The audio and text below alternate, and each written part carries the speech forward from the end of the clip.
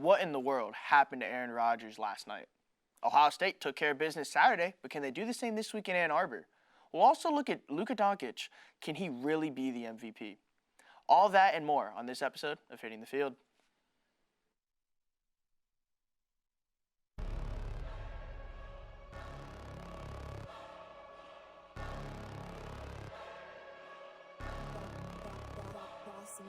Things gon' change when I really hit the field. Undefeated chance, man, you know what's the deal. Tryna find a kid, I'm in the field doing drills. Boy, you just a sucker, you ain't never keep it real. 3 rings in my hand, I'm a warrior to the max. When I hang it up, they gon' have to give me plaques. Step up in the building and I only bring the facts. When I make a highlight, they gon' replay, run it back. Okay, always locked in, now don't got time to lax. Saying he the best, he could take a lap. Batted 1,000 when you check the stats. Boy, is you ready? You ain't gotta ask. I just really hit the field. I just really hit the field. I just really hit the field. I just really hit the field. Boy, I'm about to hit the field. Welcome to Hitting the Field. We are back with the facts, and we're not playing games this week. I'm your host, Jaret Kappelman, and joining me on the set today is Chris Tran and John Whitley. Chris, how you doing today? Doing good, man. Would be better if the Eagles won this week, but still all right on a Monday. Now, John, how are you doing today? Yeah, I'm a little bummed out about the Packers loss, but overall it was a great football weekend, so I'm fired up to chop it up with you guys. All right, well, Chris, John, and I are talking all this weekend's football aftermath. And we begin with last night, where the San Francisco 49ers embarrassed the Packers and sent them all the way back to Green Bay with a 37-8 beatdown. The Niners held the Packers to under 200 yards of offense and sacked Aaron Rodgers 5 times. San Francisco pledged their balanced attack with 112 yards on the ground and 253 yards through the air. The Niners improved to 10-1 on the season, while the Packers have now dropped 2 of their last 3 games. John, what happened last night? Yeah, I'm not going to sugarcoat it. The 49ers were the tougher team. They were the better team. The Packers looked like they quit in the second half. But the silver lining for the Packers moving forward is Brian Bulaga, the right tackle, was out the whole game, and his injury is not serious. So we'll have him back for the playoff run. And the Packers are reaching a soft point in the schedule, so I think they can run the table. Is that good, though, to reach a soft point before you need to play the most important games of the football season? I mean, it's always good to go into the playoffs looking your best. So if they can turn it around now, they'll go into the postseason looking good. But, I mean, looking at last night, I don't know if it was Aaron Rodgers or Mitchell Trubisky under center last night. 20 completions and only 100 yards. Looked like check down Charlie. I would not put it on Aaron Rodgers. The O-line gave him no time. You can't get the ball downfield when your O-line's playing that bad. And his receivers were dropping passes when he was getting it downfield. Yeah, but your receivers are back. Like, you got Devontae Adams. He's healthy now. He's back. If you're going to – like, you have a good receiving core. You have Jimmy Graham as a tight end who can catch the football. Yeah, but they weren't catching the football. I'm not saying it's a player personnel issue. I'm saying they straight up played bad. That's not on Aaron Rodgers. Yeah, it's not on Aaron Rodgers, but it's on Aaron Rodgers to get the ball downfield. If he's still completing 20 balls for only 5 yards per attempt, that's horrible. You have to push the ball downfield, and that's why you get blown out.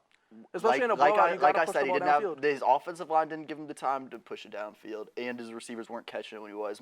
Valdez-Scantling couldn't get his feet in what should have been a touchdown pass. Yeah, it was. That one should have been a touchdown. It was a little overthrown, but he probably could have got his feet down.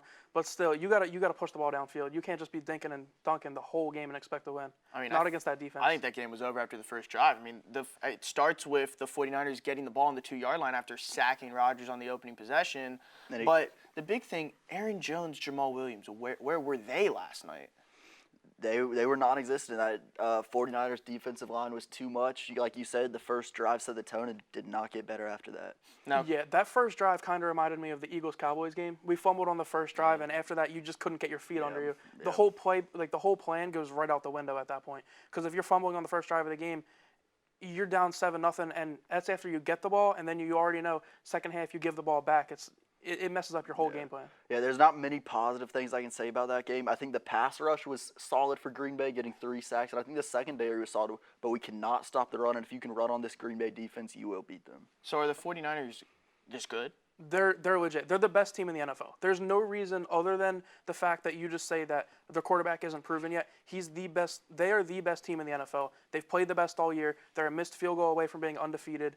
In my eyes, there's no question that they've played the best so far through these 11 games. Now, are they the best in the NFC or the best in the NFL? I say they're the best in the NFC. I think it's not even close right now because the Saints looked bad yesterday, the Seahawks looked bad yesterday, and clearly the Packers looked absolutely terrible yesterday. But as far as the NFL, I think that's still the Ravens, but we'll find out next Sunday when they face head-to-head. That will be an interesting game. That game is slated for 1 o'clock. Quick predictions for that. I mean, Ravens are 49ers. I'm going to have the 49ers because I feel like the way to beat the Ravens is if you can stop them early and get ahead early, Lamar's still not going to beat you through the air. If you can get up early, that game's going to be over quick. John? Yeah, I could not be more fired up to see Lamar Jackson against this defense. I think this defense is the one defense in the NFL that has the speed to slow down that rushing attack of Lamar Jackson and Mark Ingram. It's going to be an interesting game, but the Packers are definitely on their heels now.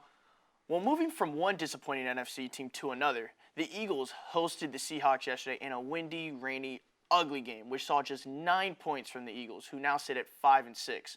With injuries across the board, the Eagles could not get it done on offense. The team also turned the ball over 5 times.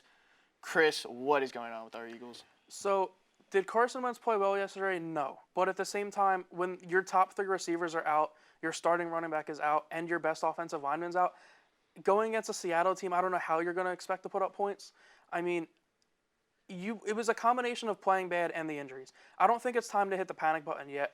We're still, after the Cowboys lost to the Patriots, we still control our own destiny, and our schedule gets favorable as we move forward. It's honestly going to come down to the big game against the Cowboys in Week 16, which could decide the division. I think it does. Yeah, at this point, you're not looking at a wild card scenario. It's going to have to come through the division, and it's going to come down to that Cowboys game. So I don't think it's time to hit the panic button yet. John, what did you think yesterday? Yeah, I think the Eagles' defense played well. I think it's a kind of a red flag when you're at home. You have 5 turnovers. Well, we've also lost, 3 games at home this year? Yeah. So not a great showing from them, but the silver lining for them, Cowboys lost. Yes. So you're still in the division. You should get Lane Johnson back. Hopefully Deshaun Jackson comes back at some point down the line. I mean, I think the biggest disconnect is Alshon Jeffrey. Is he hurt, or does he just not want to be there? I think it's a combination of both, and at the same time, I feel like he has lost a step. It looks like he can't create separation from anyone at this point. I think the biggest thing is getting Deshaun Jackson back healthy. I mean, we only saw him for 1 game, but he was able to stretch the field, and he scored 2 touchdowns in that first game. If you can get a deep threat down the field, that opens up Ertz over the middle so much more. Do you think Alshon still has a mental block from dropping that ball in the playoff game last year? What's the last offensive play for the Eagles? I don't see how he could not. That was huge. That's got to be. Is that what's on his mind? Or, I don't know. It might be. I mean, it's just a total different Alshon than what you expected. I mean, we restructured his contract to keep him here for 3 more years. You really can't get rid of him unless you trade him, and you're not going to get anything for him at this point, making $9 or $10 million a year. So at this point, he just needs to step up and get back to what he was used to doing. He needs to buy in or get out. So looking over to the rest of the season, the Eagles now play the Dolphins, the Redskins, the Giants twice, and the Cowboys. They could finish this season 10-6 and win the division. All they have to do is win out, and they are in the postseason as the division winners. John, does that happen? Based on what I've seen so far, I don't think it does. I think Dallas beats them head-to-head. But I do like the way Wentz has played, and I think the future's bright for Philly moving forward. Future's bright. We won a Super Bowl 2 years ago. Yeah, I mean, if we win 4 straight and then go into Dallas, coming into Philly at home, I don't see how we lose that game. We'll be riding that momentum of 4 straight wins. And then at that point, I think the Cowboys still have to play the Bills. That's going to be tough. And then coming into Philly, I think if we're able to take care of business these next 4 games, we'll be fine. Well, we talked about the Cowboys. Let's quickly look at that Patriots-Cowboys game yesterday. John, what's your biggest takeaway from that game? My biggest takeaway from that game is they confirmed what we already knew. The Cowboys cannot win the big game. And Tom Brady, he looks like he may be on his last leg. Ooh. Chris? I don't know if I'm ready to say that he's on his last leg, but it was an ugly game, and I think a lot of it, the weather has to do with it. It was rainy, it was windy. They couldn't really get an offense going, either team. But, I mean, we did see what we always see, which is Dak against a big team just doesn't do anything. I mean, It's nothing new. Gilmore had more receptions than Amari Cooper yesterday. Yeah, Amari Cooper in check. The guy I played in fantasy had Amari Cooper, so I will take it.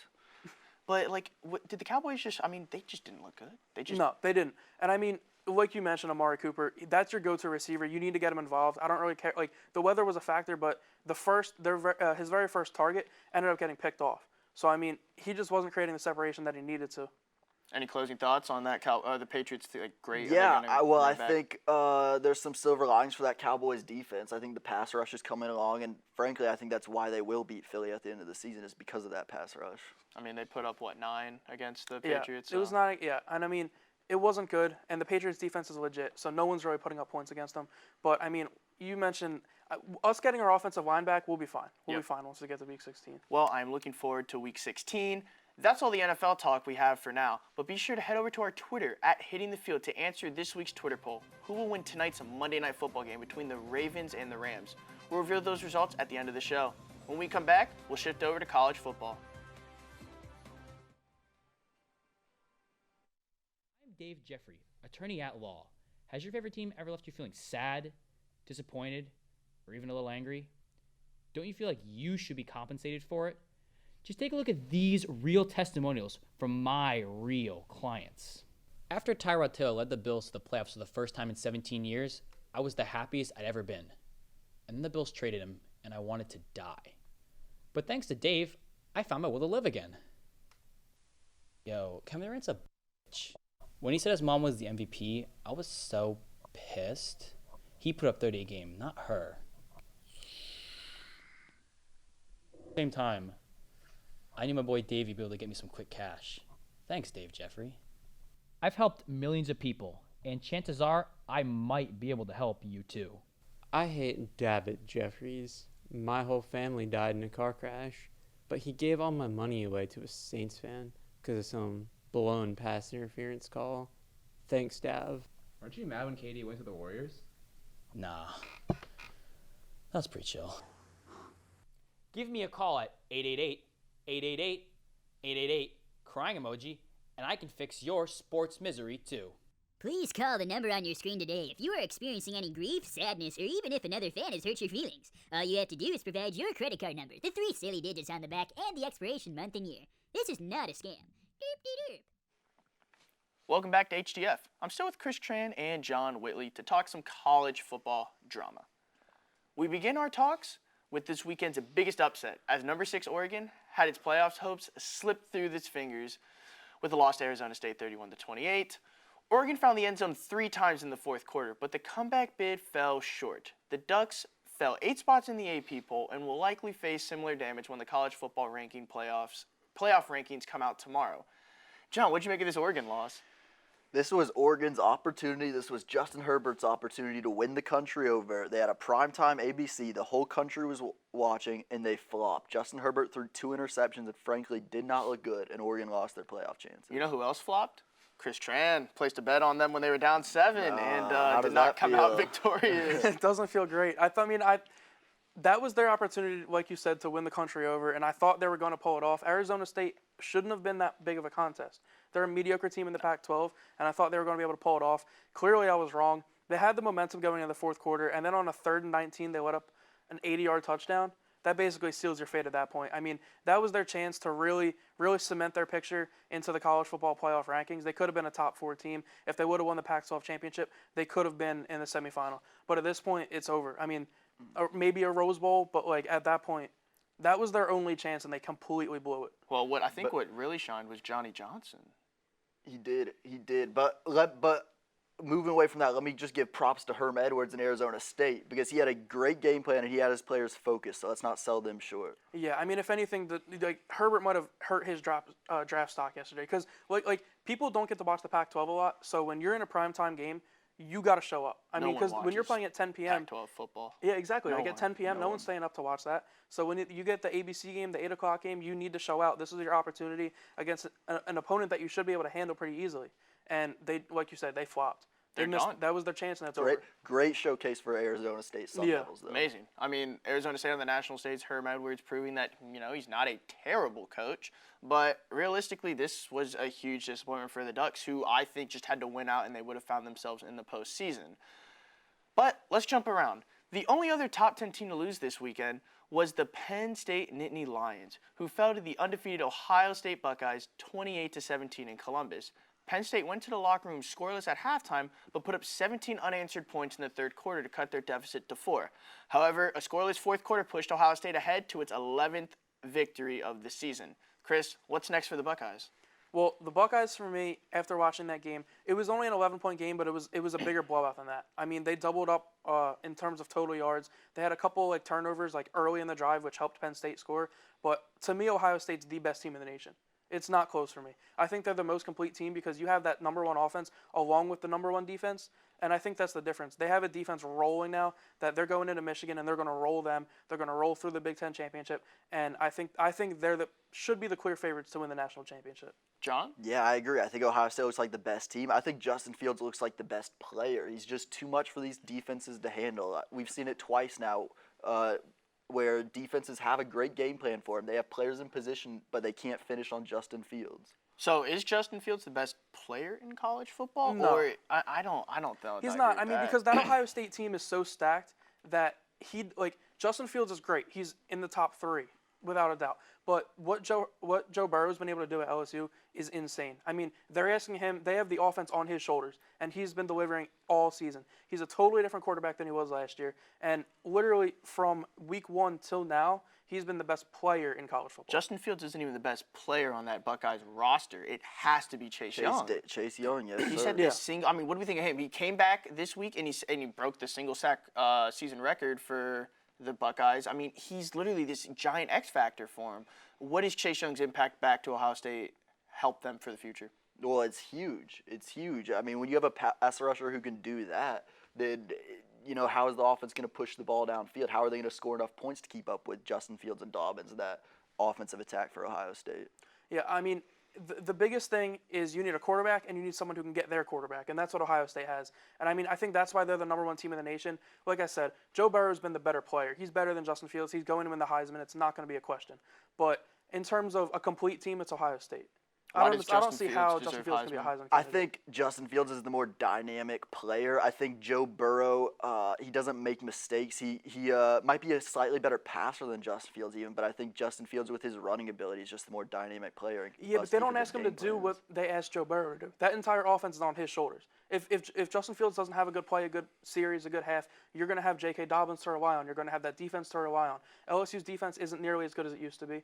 They don't have as good a running back as they usually do. It's all on Joe Burrow. It's not like what we're used to seeing with these LSU teams, and Joe Burrow has been the one that's been driving the force. I think a lot of it, though, is the offensive system with LSU has made it easy for Joe Burrow to make those plays. I wouldn't say easy. It's the same system I think as we last year. see so many times where there's nothing there, everything's broken down, and Justin Fields makes something out of nothing. I don't think we see that so much with Joe Burrow. And that's not to sell Joe Burrow short. He's a great player. And like I said, he may be the better passer, but I think Justin Fields is the more dynamic playmaker. But when you're saying making plays when when nothing is happening, look at the teams Ohio State's played. Outside of Penn State, they haven't really played anyone. LSU has top 10 after top 10 win. They're battle tested. And it's all they've been battle tested, and it's all been Joe Burrow, the one making the plays. Like I said, if Justin Fields breaks down, you have so many other playmakers on that team to rely on. Well, one thing we'll note, Justin Fields in his first real test, he put up 28 points against Penn State. Where you look at Joe Burrow, they put up 46 against Alabama. And I mean, they're getting it done every single game, week in and week out. But the thing with Justin Fields is he's a lot more dynamic than Joe Burrow. Yeah, he has better legs than Joe Burrow, but like you mentioned, putting up 21 points against Penn State, Ohio State was able to run the ball for over 200 yards. Penn State had a top 4 rushing defense in the nation, and J.K. Dobbins was the one that was able to run all over the Penn State defense. But a lot of the reason he was able to run all over the Penn State defense is because you don't know if Justin Fields is going to keep it. Justin Fields' rushing attack opens a lot up for J.K. Dobbins and those other playmakers. That's true, but it was the very first series of the game. It was right down the field. It was 12 plays. 11 of them were rushing plays. A lot of it is going to tie into this next question. As Ohio State faces its hardest test of the season in Michigan this weekend, the Wolverines might not be playing for a national championship this season, but they would love nothing more than to spoil Ohio State's unbeaten streak. John, are the Buckeyes on upset alert? I'd be cautious about this one. I think Michigan's offense is clicking at the right time. I think they have more speed on defense than Ohio State's seen yet, but I've seen it too many times. I don't think Michigan can get it done against Ohio State. Do you think Michigan finally gets their win? It's not going to be close. I mean, 3 touchdowns. I think Ohio State wins by 21 or more. At this point, there is no team in the Big Ten that can stop Ohio State. With a balanced offense and defense both being in the top of the nation, we've seen this Michigan. Can they beat them? Can they beat them? We've seen this year after year. And Shea Patterson isn't all of a sudden going to turn into someone who can just beat that Ohio State defense. Well, it's just not going something to happen. interesting, John, I want to point out. It's supposed to be close to freezing temperatures and rainy, so that could turn into snow, which could turn into literally anything. Is that going to have an effect? Anything. Well, it'll certainly have an effect. Who does that benefit? The team who can protect the ball better. We'll see. I think at the end of the day, it's going to come down to the same thing every Ohio State game has come down to, where the other team just cannot put enough points up to keep up with Ohio State. I think it will be closer than the experts think. I think Michigan will have a good showing. But when it comes down to it, they won't be able to put up enough points to hang with the Buckeyes. Chris, I want to ask you: is this Harbaugh's last chance to get a win against I don't Ohio think State? it is, because if you look at Michigan before Harbaugh got there, they weren't even really nationally relevant. At this point, they're a top 10 to 15 team every year since Harbaugh's come to the program. And I know it's the most important game of the year. Your season is win and lost based on can you beat Ohio State, and he hasn't been able to do so yet. But at the same time, you look at what's the alternative. There's not much better options out there than Jim Harbaugh. He's one, in my opinion, he's still a top 5 coach in college football, and he's someone who you want at your helm in a big program like Michigan. So he's a top 5 coach in college football? Yeah, I mean, you like John, year no. after year, He's not the a top defense is 5 there. coach in college football. He may slimly get to keep his job, but he's no top 5 coach. He's brought some recruits, and I'll give you that. Yeah, but I still think, what's the alternative? Like, Jim Harbaugh, every year you know what you're going to get. You know you're Yeah. going to get a top 5 defense. Nobody's going to be able to score on you. It just comes down to can you get You an don't offense. want to fire your guy unless you have somebody better, I agree. But you don't get to lose to Ohio State this many times and keep your job. I don't care who you are. I don't know. At this point, I don't think. Look at all the other games the rest of the season, though. Michigan's always there. They're nationally talked about. They're always talked about coming into whether it's going to be a Rose Bowl, a national championship. They're always a top 10 That's to 15 because they're team. Michigan, though. Yeah, that's but always that's always going to be. But the before case. Harbaugh got there, they weren't doing that. They were winning 7, 8 games a I season. mean, Brady Hoke took him to a New Year's Six. They took them to one New Year's Six, and that was the only season. And then before that, it was a long time before Michigan was relevant. It was like the early 2000s. Then there was a big gap. I'd between- agree, but like I said, you don't get to lose to Ohio State this many times and keep your job. That would you be- just don't. You know what, You just though? don't. We're going to have to let the game play out this weekend. It'll be a fun one. But another game set to shake up the rankings this weekend is the Iron Bowl. Alabama might have lost to LSU earlier this month, but a win this weekend could line them up for a spot in the Final Four. Bama will have to rely on backup QB Mac Jones, who's making his second career start for the Crimson Tide, while Auburn looks to push Bama out of the playoff for the first time since the college football playoffs began in 2014. John, what is the key for Bama? Yeah, man, the stage is set for Bama. I think the key is you got to establish the run early, and you got to put pressure on the true freshman, Bo Nix. Terrell Lewis needs to be in the backfield every play, giving him trouble. Chris, what are the keys for Alabama to get this done? Well, they're going to need to protect the football. And going to Auburn, I think, is the biggest challenge. That defensive front is fierce. I mean, I think it's going to be a totally different ballgame now that Mac Jones is under center instead of Tua.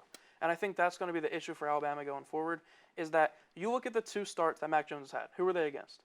Western Carolina and FCS Arkansas. team And Arkansas. FCS team. That's a totally different team than going to Auburn. We haven't seen him tested yet, and we're going to see this week if he can actually perform against a top defense like Auburn. You know what? You're right. Mac Jones has not been tested yet, but I still think he will prevail. He's got the weapons around him. He's got a better team than this Auburn team. I think he wins it not because of him, but because of the guys he has around him. I mean, he's an Alabama quarterback. He can't be that bad, right? Also, I mean, I'll say Tua- this. We've won the national championship with worse quarterbacks. Yeah, but you also had a much better defense. This defense is the worst defense I've seen from Alabama in a long time. But I think offensively, this is the best offensive weapons we've had around a quarterback ever. Yeah, well, that is true, but you don't have the quarterback that's going to be able to get. He's not going to have the time in the pocket to be able to get it to these playmakers. Here's what it comes down to is if they can protect him, because that, like you said, that Auburn pass rush is deadly. But the bubble screens, the slants, the handoffs to Najee Harris, they will be able to get the ball out quick. Chris, why does Auburn win this football game? Auburn's going to win because Mac Jones isn't going to have any time to throw the football. He's not going to be able to throw the football. They're not going to be able to get the run game established, and they're not going to be able to do anything on offense. That front in Auburn, especially the fact that it's in Auburn. If it was in Tuscaloosa, it might be a different story, but you don't go to Auburn with a backup quarterback and win the ball game. It just doesn't happen. They're not going to have any time to throw the ball. I'm not worried about Mac Jones having time because he doesn't need time to throw a bubble screen to Devontae Smith that turns into a 60-yard touchdown. I'm worried about Bo Nix on the other side having a full season to mature. This could be Bo Nix's best showing at home against Bama. What about Najee Harris for Alabama? They're not going to be able to get anything going because that front is so good, and the safeties don't have to back up because he's not. Mac Jones isn't going to be able to get those deep throws to Devontae Smith or Jerry Jeudy like he has in the past because let's face it, I could do it against Arkansas. It's not like it's totally different. Mac Jones he's no Tua, but he can still throw the ball downfield. If you stack the box against Najee Harris, these receivers are going to burn you, and you are going to get a throw off. If they're going to stack the box, they're not going to be able to establish the run game, and then they're not going to be able to throw the ball downfield, and then the defense collapses, and they're going to be suffocated on Also, offense. when you stack the box against Najee Harris, guess what? That's when Jared Judy takes a slant for a 60-yard touchdown. He won't be able to get that separation. We're not talking about these Arkansas and Western Carolina DBs here. But we're talking about Jared Judy. Yeah. Jared Judy can get that separation against anybody. Jerry Judy can. Jared but can get Matt that separation but can Matt against Jones put the ball Stephon in the right Gilmore. place for Jerry Judy to succeed? That's the problem. You have a backup quarterback going into Auburn. It's not going to happen. I'm pretty sure our backup quarterback at Alabama can throw a slant. There's a difference. Oh, just a hair behind, and that turns a 80-yard touchdown ripping off a slant It won't to be being a hair tackled behind. right It'll there be right or on being time. knocked out by an Auburn defensive back. It'll be right on time. It'll be right on time. It won't be We on got- time. One our- thing I know that will be on time will be the start time, and we are going to look forward to that game. Thank you, Chris and John, for coming on the show today. If you're looking for some UCF football talk, be sure to subscribe to our YouTube page for the next episode of Might I Add, where Kyle Partain and Jasmine Haynes talk UCF's win over Tulane and the big War on I-4 preview. When we come back, Troy Alford and Armond Sarduy join me as we talk basketball.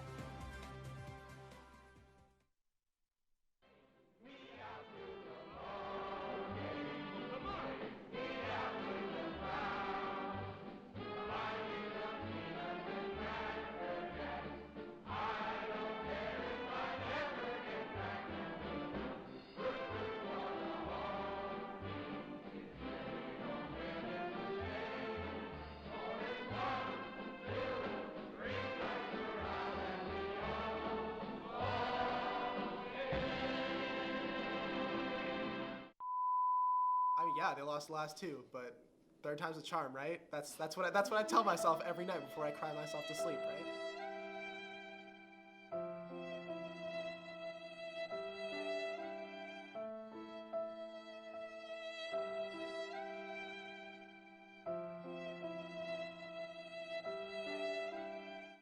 Definitely. In my eyes, I know he's pitching game 2, and his postseason ERA is about over 4, and I'm scared. Because I like losing, apparently. It seems to be the trend. It's Jeter, too. He's just mad because the Yankees lost in the 2003 World Series. 03 World Series.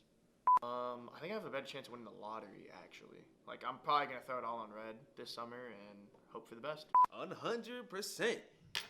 And they're better than the Houston Astros.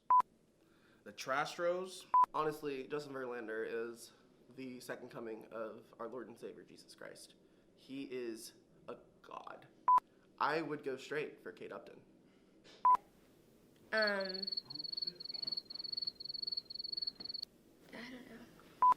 We didn't give him enough. Should have given him $500 million. Let's go Yankees. The Yankees will not lose. Let's be clear. Best team in baseball ever. Welcome back to Hitting the Field. I am joined by Troy Alford II, who is now in his Jordan year. Happy birthday, Troy. How you doing? Feeling great, man. You good? Finally in the Jordan year? Yeah. You gonna ball out? No. No? No. All right. Well, on my other side, I got the man, the myth, the legend, Armond Sarduy. Armond, how are you feeling today? I am feeling great. You know, this weekend I got rest, and because I know last week was a busy week, but I'm just glad to be here. Hey, that's what we love to hear. We get our chat started today in the Lone Star State, where Luka Doncic and the Dallas Mavericks are turning heads in the Western Conference. In just his second season, Luka is averaging close to a triple-double with 30 points, 10 rebounds, and just under 10 assists. The Mavs are also on a roll, winning its last 5 games with the number 2 offense in the NBA at 119 points per game. Troy, could Luka be the early MVP favorite? Luka's definitely drawing attention to his style. And he's scoring a lot of points. He's playing very well. They're on the winning streak. You know, it's very impressive, but I don't think he's the MVP frontrunner. I'm sticking with LeBron James with the Lakers as the best team in the NBA. Armond? Yeah, the thing about Luka is that, you know, he hasn't, the numbers he's putting up, we haven't seen that from a second-year player since LeBron came in the league. And he's doing this at 20 years old, which is crazy. And I told Jeremy this on the podcast last week that, you know, in Europe, where Luka's from, there's like 20 of, there's got to be like 20 Lukas, like, you know, in Europe. Probably. Just think about that. And the thing is that the thing about that is, like, you know, imagine what he's doing in year 3, year 4, It's crazy. But the thing is that he's not my MVP favorite right now, but Okay. he still should be considered for it. Okay. So if he's not going to be our early MVP favorite, who is your MVP? Like I said, right now I think it's LeBron James. I think he's playing excellent basketball for year 17. You know, he's leading the Lakers in a great direction. You know, he's the figurehead of that team, and we're seeing it. We're seeing it day in and day out. He's playing great defense. He's playing great offense. You know, I'm really impressed with how LeBron's playing this season. So he's my MVP frontrunner. Armand? The only thing is about LeBron, like, you know, like at his age, you know, he's been in the league for 17 years. Like, can he keep this up? Yeah. You know what I'm saying? That's the only question about it. And Luka too as well. Like, you know, can he keep this up? You got to remember, Armand, he didn't play playoffs this last season. Right. So he had a lot of time to recuperate and get ready for the season. So I think this is going to keep up. I don't see him slowing down. I mean, he may take a game off or two, or maybe let AD step up a little bit. But I think he's going to continue to produce at a high level this season. Right. The thing is that you know, we acknowledge the greatness. It's just that, you know, Father Time is not too kind. You know, look at Kobe. Kobe in his last couple years, you know, injuries, and then you know, he had like I think one year he tore his Achilles. Things that, you know, but the thing about LeBron is, you know, he's a different type of athlete. He's a different type of freak. At the same time, like, you know, sometimes Father Time is gonna catch it to you at one point. I think the only thing that bothers me is, like, you know LeBron, you know, he's putting up 25, 7, and 10, right? But with his age, and, you know, he's still built for a full season. So you're saying we acknowledge greatness. So is a 30-point triple-double I mean, that's impressive at his age. It's impressive. Yeah. You know, it doesn't happen often, but it's impressive. I don't expect that type of LeBron all year. Like I said, do you think Luke is going to keep up these numbers throughout the season? He's off to a hot start. Okay. You know, you're going to hit a wall eventually. He's going to hit a wall eventually. You know, I'm not trying to throw shade on him. I know shining, but you hit a wall eventually. You know, so I expect that to happen. You know, we're going to see, where is he at All-Star break? Where is he in January, February? Let's see, you know, how he's looking then. So is he going to hit a wall because he's a second-year player, or just because you hit a wall? I mean, I think eventually he's going to hit a wall because he's young. Okay. You know? Yeah. I mean, he's 20 years. He's 20. You know, this is his second year in the league. I don't think he will be able to, you know, I think he'll be able to keep it up, but not, like, you know, like at LeBron's status. Yeah. Like, LeBron can do this for like 82 games. Can Luka do it for 82 games? But the thing with LeBron is, again, like, you know, he's talking about the age factor. The age could be a factor as well, and health. Yeah, load management. You know what I'm saying? Last year he's kind of put up these numbers before he got hurt on the Christmas Day game. Yep. You know, if Lakers, he did not get. I keep making this argument. He did not get hurt. Lakers are making the playoffs. All right. Well, in Portland, we welcome Carmelo Anthony back to the NBA, who made his return to the NBA last week after signing with the Trailblazers. Melo had not appeared in an NBA game in over a year after being released by the Rockets. The Blazers have not won with Melo on the team, and they are one of the teams that have been stung by the injury bug early in the year. Troy, did they make the right decision by signing Melo? I think only time will tell. It's pretty early. I think Melo's going to be like, 2-3 games. So you give him like... He's played one with Lillard. Give him about like 10, 15, 20 games. Let's see how he looks. I mean, I don't like what I'm seeing on defense from Melo, but we didn't really expect much from him on defense. I mean, I also don't think he should be the leading third scoring option. I think he should be a pivotal role player, but not the third scorer. Armand? Honestly, to be honest, I think it's it's not a great signing, but it's a good signing, because, you know, it's something, you know. All right. I think it's a good signing because. Armand. Yeah. Sorry to cut you off. What makes it a great signing? I mean, not a great signing, a good signing. Okay. Good signing. Good signing. I mean, you kind of have, you know, Melo's, you know, he's a seasoned veteran. He's been in the league for a couple minutes. He's been in the league for a minute. You know, he's a prolific scorer when he's hot. You know what I'm saying? And the thing is that. But when he's hot, when is he he's hot? hot. When? I mean, he's been shooting a lot of bricks, Armand. I don't see him. I mean, putting again, up any I heard he brick built counts. 3 houses in those 3 games. Again, He's building apartment complex. Again, he just got there. You know, he hasn't had like a full week of practice yet. You know what I'm saying? Yeah. When he signed him, they put him in a game like that Tuesday night. But hasn't he been getting ready all summer? Wasn't he hoodie Melo all summer and putting in work? And he's in I don't know why Brooklyn with C. Brickley. Hoodie Melo is different from regular season Melo. Hoodie Melo is the best Melo. Yeah, but the thing is that, you know, the type of offense that the Portland Trailblazers run, he hasn't had a full week of practice yet. You know what I'm saying? Yeah. But it's basketball at the end of the day. You just got to shoot. Like, the mechanics don't leave you. But the thing is that they Exactly. might put him as, like, you know, a spot up shooter because he's able to make those type of shots. But again, it's good for the Portland Trailblazers. You know, Melo's a seasoned veteran. He's been in the league for a good minute. I'm surprised he wasn't signed sooner. I'm going to be honest with you, Armand. Yeah. I think the move was rather desperate. You think so? I think it was a little desperate. Why you think it's I don't think it desperate? was a good signing. Why do you think it's desperate? Because Melo was floating around. They're losing. So they're like, why not take a shot on Melo? Desperate move, man. But not a good move. I mean, Houston did the same thing, and they still lost without him anyway. Yeah. So. And what we saw in Houston, it didn't pan out well. So you expect things to just flip around in Portland? Not quickly, but like you said, time will tell. But again, I think he's a seasoned veteran. He knows how to score, you know. And then with Dame being out, you have what's his name?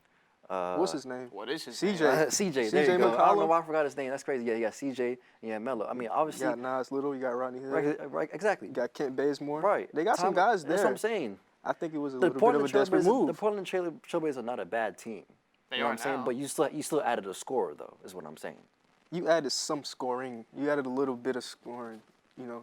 I mean, I agree with you on the defensive part. Melo hasn't been playing defense since he got into the league, Yeah, but that's a different story. Armond, it looks bad, man. The defense looks terrible. He's literally walking, and his man is beating him to the rim. I agree with you on that, but I'm saying like he's still a veteran at the end of the day. He still knows his way around the league. Bill Russell's But a veteran, I but think he the wouldn't do defense. anything. I think because the defense is that bad. That's why I don't see it as a good or / great signing. I just don't see it. Closing thoughts, over under. I just want an answer. 22 games before Melo gets cut. I think he makes it to the rest end of the season. Yep. I mean, might as well. I mean, the narrative, he has to make it to the end of the season. It looked terrible. There's no way he's cutting him before the playoffs start. He's getting cut. So. While Melo and the Blazers are ice cold, there are two teams making the argument for hottest team in the league, and they happen to share an arena. The Lakers and Clippers are on a collision course for the conference finals and appear to be the two deadliest teams in the league. The Lakers own the longest win streak, tied with the Bucks at 7 games, while the Clippers have won a couple tight games against some of the league's best in the Celtics and Rockets. Armond, if you could coach one of these teams out of the Clippers or the Lakers, who are you coaching? For defensive purposes, I'll say with the Clippers, but if you want to have like a little flashy showtime to the Lakers, but I say the Clippers because I feel like, you know, in the past couple of games, I know when it gets to Celtics, that I think that Wednesday night, they bent but they didn't break. Okay. And you know when it comes to playoff time, you gotta have a team like that. The Clippers are, you know, they're defensively, they're very sound. Offensively, they're starting to get a little bit together. But the thing is that Paul George and Kawhi Leonard haven't really practiced together because one's been hurt and one's, you know, load management. Yeah. But Clippers are starting to figure themselves play together. out. Troy. They practice together all the time. Troy, who would you rather coach out of those two LA teams? I definitely wouldn't coach the Lakers because LeBron is known as the coach killer. If you get under 500 and you're coaching LeBron James, you're on the hot seat. I don't want that pressure on me. I'd rather coach the Clippers because you have Kawhi Leonard, Paul George. They're locked in. Both teams are locked in, but I feel like it'd be less pressure coaching the Clippers. I mean, but you have Anthony Davis on your team. I mean, we have Anthony Davis and LeBron on your team. I don't think you'll have a bad season at all. I mean, your expectations is finals every year at least. But it's still it's pressure, and also LeBron James is he's really tough to coach, honestly. The only one who had success was Coach Spo in Miami, I think. Right, had because true success. But you know why that happened? Because Pat Riley set things in order. But outside of that organization, LeBron is his own guy. Okay. You know, and you kind of have to. Well, you don't have to, but most teams, they kind of submit to what LeBron wants to do. Right. And I wouldn't want that. I would not want that pressure. If these teams matched up in a 7-game series and Kawhi is playing all 7, LeBron playing all 7, you know, everyone's going for all 7, who wins? I say the Clippers. And how many? The Clippers? Yeah. Why? Because their defense, man. There's no question about it. You see the way they played against Boston the other day. Yeah. I mean, I wouldn't play against them if I was the Lakers. But have you seen? Okay, Armand, who's the best defensive team in the NBA right now? On paper, or are you talking about the best defensive team statistically right now? Who was that?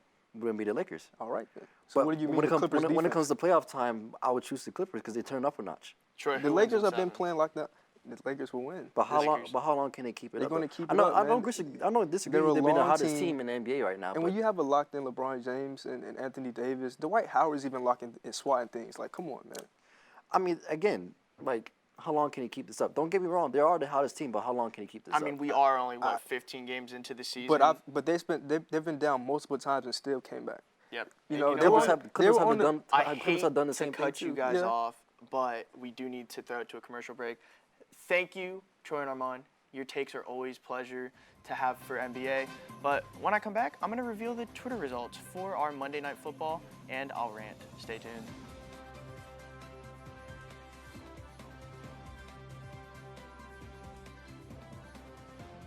Hi, I'm Dave Jeffrey, attorney at law. Has your favorite team ever left you feeling sad, disappointed, or even a little angry? Don't you feel like you should be compensated for it? Just take a look at these real testimonials from my real clients. After Tyrod Taylor led the Bills to the playoffs for the first time in 17 years, I was the happiest I'd ever been. And then the Bills traded him, and I wanted to die. But thanks to Dave, I found my will to live again. Yo, Kevin Durant's a bitch. When he said his mom was the MVP, I was so pissed. He put up 30 a game, not her. Same time, I knew my boy Dave would be able to get me some quick cash. Thanks, Dave Jeffrey. I've helped millions of people, and chances are I might be able to help you too. I hate Jaret Jeffries. My whole family died in a car crash, but he gave all my money away to a Saints fan because of some blown pass interference call. Thanks, Dav. Aren't you mad when KD went to the Warriors? Nah, that's pretty chill. Give me a call at 888-888-888, crying emoji, and I can fix your sports misery too. Please call the number on your screen today if you are experiencing any grief, sadness, or even if another fan has hurt your feelings. All you have to do is provide your credit card number, the 3 silly digits on the back, and the expiration month and year. This is not a scam. Derp de derp. Welcome back to Hitting the Field. I have the results of today's Twitter poll. Who will win between the Ravens and the Rams? I personally have the Rams tonight, and Twitter does not agree with me. You guys have the Ravens at 77%.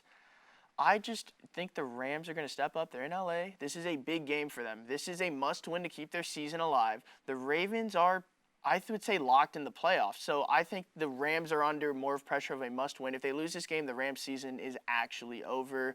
But Lamar Jackson has proven to be an unstoppable force this year. So you know what? We're just going to have to see tonight and let the actions be played out on the field. Well, it's time to turn off the prompter and let's rant. So in recent news in the MLB, the Houston Astros have been accused of using technology for sign stealing, which I have no issue if you're stealing signs if you're doing it the right way. You can look at a coach, you can stare at the catcher, you can do a lot of stuff to pick up signs. It's very common in baseball, but you are not to use your center field camera to relay the signs to the dugout in which you are banging a trash can to relay the signs. I'm not saying this is why they won the 2017 World Series. I'm not saying this is why they've been the most successful team since 2017, but all the evidence points towards they are doing illegal sign stealing, and if the case comes out that they are accused of that, there needs to be full year suspensions handed out to everyone on that coaching staff. That is just unacceptable. That is not good for the game of baseball. That is a terrible look. I'm sure multiple teams are stealing signs, but I don't think they're using technology to do it. I am very disappointed to hear that a professional team would do that to get an edge. It's very patriotic of you to do that, but if you get that, you get that. Thank you all for tuning in to this episode of Hitting the Field. Make sure to follow the HTF on Instagram, Twitter, and YouTube at Hitting the Field. We have just one more episode this season, and it's a week from today at 12 noon. Thank you to Chris, John, Armond, and Troy for today's talk. And I'd like to give a birthday shout out to Julia behind the camera. Happy birthday, Julia. From inside the Nicholson studio, I'm Jaret Kappelman, and I hope everyone has a happy Thanksgiving.